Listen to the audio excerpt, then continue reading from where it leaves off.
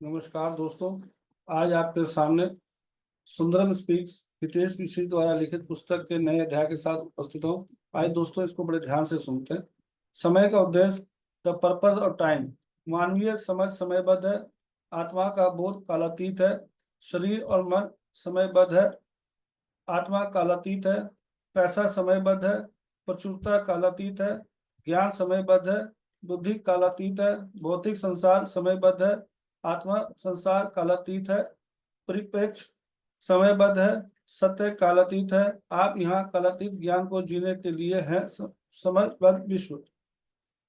यहाँ पर इस पुस्तक के जो लेखक हैं वो बता रहे हैं, मैं अचानक अलार्म की आवाज के साथ गहरी नींद से जाग गया।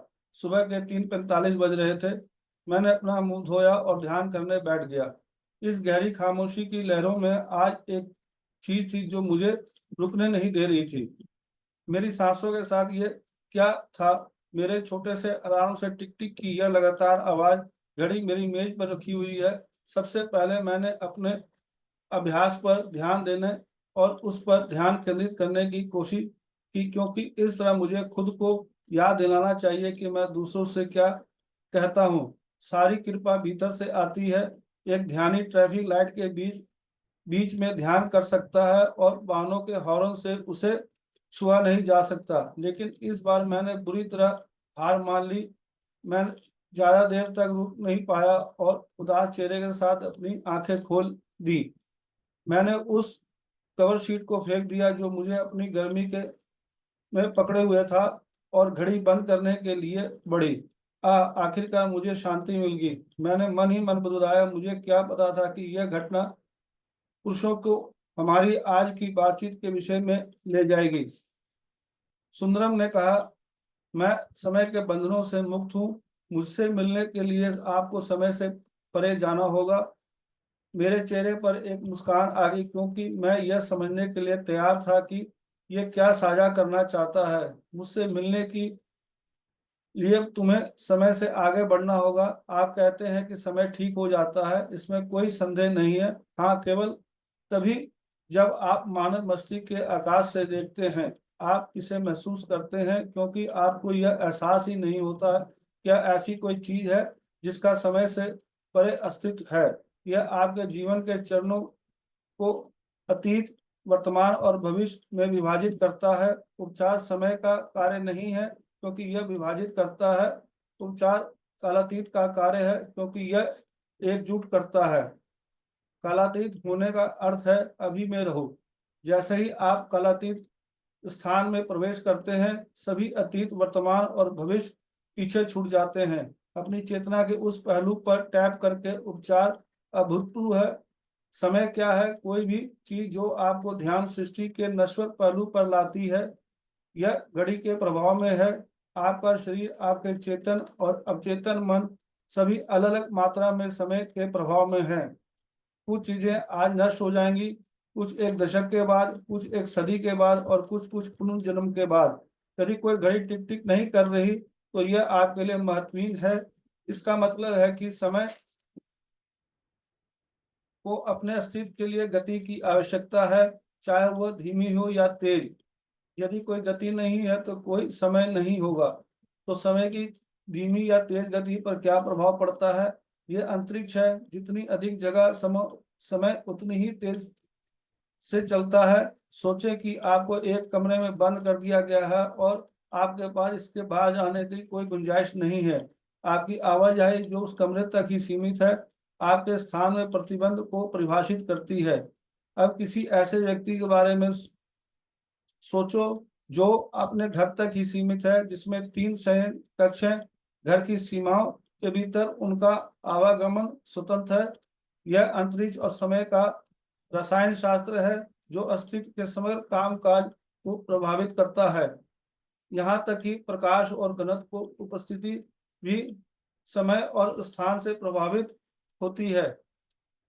जिस किसी भी चीज में समय और स्थान कम होगा, उसका घनत्व अधिक होगा और प्रकाश की उपस्थिति और उसकी गति के लिए अनुमति कम होगी। यह बहुत अच्छा होगा यदि आप समझें कि ब्रह्मांड और अन्य समानांतर वास्तविकताओं को समय और स्थान की अवधारणा के आसपास कैसे रखा जा रहा है। इससे आपको स्पष्टता बनाने मदद मिलेगी।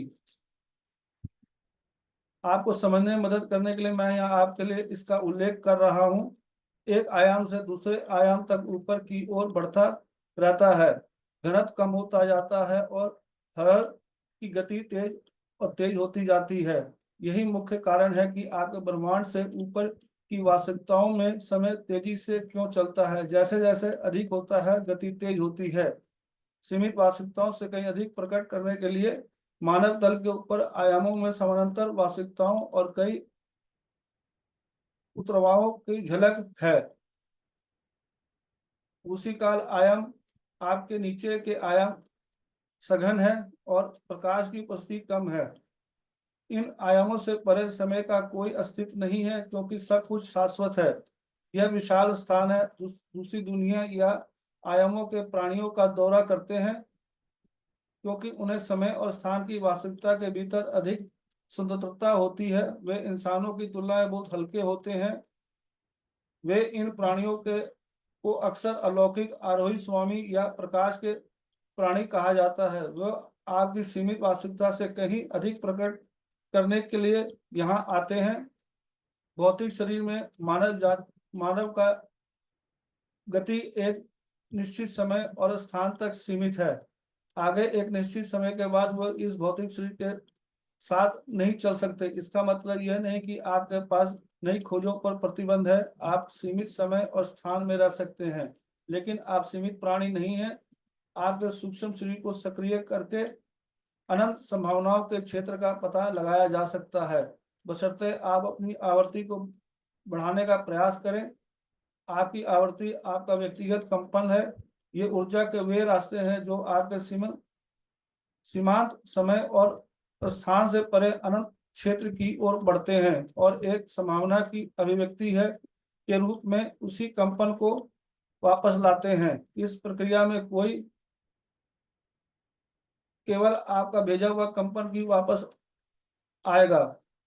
आप इसे मिरर फील्ड कह सकते हैं, क्योंकि यह वही दर्शाता है जो आपके भीतर है। जब आप अपने कंपन को बदलते हैं तो आप अपनी आवृत्ति बढ़ाते हैं और इसलिए आपकी वास्तविकता भी बदल जाती है। आपके व्यक्तिगत कंपन आपकी भावनाओं से जुड़े हुए हैं। जब आप एक निश्चित भावना महसूस करते हैं तो आप उसकी प्रतिध्वनि वाली आवृत्ति पर कंपन करते हैं। क्रोध का कंपन शर्मिंदगी के कंपन से भिन्न होता है और प्रेम का कंपन भी अलग होता है। डिफॉल्ट रूप से कंपन मिरर फील्ड में खींच लिया जाता है और यह बिल्कुल उसी तरह आपके पास लौट आता है। यही मुख्य कारण है कि आप जो मांगते हैं वो नहीं मिलता। आप प्यार मांगते हैं, लेकिन आपको दुख का अनुभव होता है। केवल प्यार की भी मांगने से आपको यह नहीं मिलेगा, क्योंकि सबसे पहले आपको आंतरिक चोट को दूर करने की जिम्मेदारी खुद लेनी होगी। जब चोट ठीक हो जाती है तो आपको व्यक्तिगत कंपन में स्वाभाविक रूप से बदलाव का अनुभव होता है। अनंत संभावनाओं के क्षेत्र तक पहुंचे इसके गुणों को अनुग्रह की उन्नत भावना के साथ शामिल करके बनाई जा सकती है। इसलिए स्वीकृति मित्रता का अभ्यास करें। कृतज्ञता के स्थान से प्रामाणिकता, समता और दयालुता आपकी आवृत्ति बढ़ा सकती है। जो चीज आपके घनत्व की ओर ले जाती है वह आपका लालच प्रतिस्पर्धा है। बदला ईर्ष्या, भय, घृणा, क्रोध, हिंसा, अयोग्यता, पीड़ित मानसिकता, अंतभोग और निर्णय। जिस तरह हर प्रश्न का एकमात्र उद्देश्य उत्तर ढूंढना है, गलत ही एकमात्र सुंदरता है यह कि आप इसका निवासी न बने। यह आपको याद दिलाने के लिए है प्रकाश ही वह है जिससे आप खोज रहे हैं। समय भी अस्तित्व में पूरा करने के लिए एक दिव्य मिशन है। आपको मानना है कि यह आपको झूठी पहचान में शामिल कर देता है, जिससे ये आप अपना सच्चा स्वरूप भूल जाते हैं। आप मानते हैं कि यह आपको भ्रम के चुंगल में फंसा देता है, लेकिन यही वो समय है जो आपको उद्धार करता भी है जो आपका उद्धार करता भी है। यह है समय जो सारे संकट को फिर से जगाने की क्षमता रखता है। बुला दिया गया कलातीत प्रकृति में आप जानते हैं कि आप स्रोत के साथ एक यही समय जो वास्तव में आपको इसे जीने में मदद कर सकता है। इसका उपयोग करें और अपनी शाश्वत भावना और प्रकृति का एहसास करने के लिए इसका उपयोग करें। दोस्तों, यह अध्याय यहीं तक। कल फिर आपके साथ सुंदरम स्पीक्स सुंदर बोलता है नए अध्याय के साथ उपस्थित होऊंगा। धन्यवाद। Thank you.